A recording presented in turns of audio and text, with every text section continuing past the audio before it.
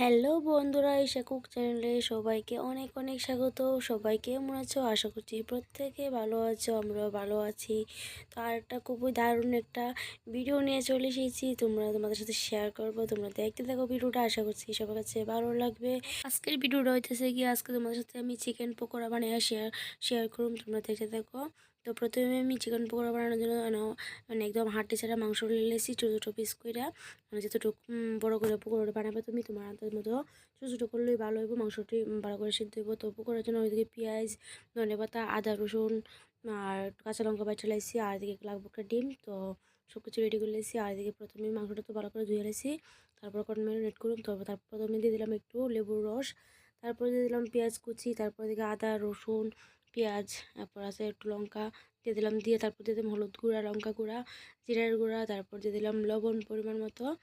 তো দিয়ে তারপর একটু দিয়ে দিলাম সর্ষের তেল উপর দিয়ে। তো সর্ষের তেল দেওয়ার পর দিয়ে দিলাম একটা ডিম, একটা ডিম লাগবে।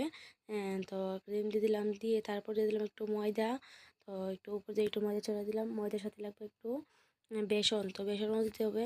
মানে তো বেসন আর ময়দা দিয়ে এখন আমি মানে সব কিছুই দেওয়া হয়ে গেছে মশলা। তো এখন শুধু ভালো করে একদম ভালো করে ম্যারিনেট করে নিতে হবে। তো আমি একাতে ক্যামেরা করছি, একাতে মানে মাখতে, তার জন্য আমি আগে একটু ভিডিও করে ভালো করে ম্যারিনেট করে নিয়েছি একদম মেখে।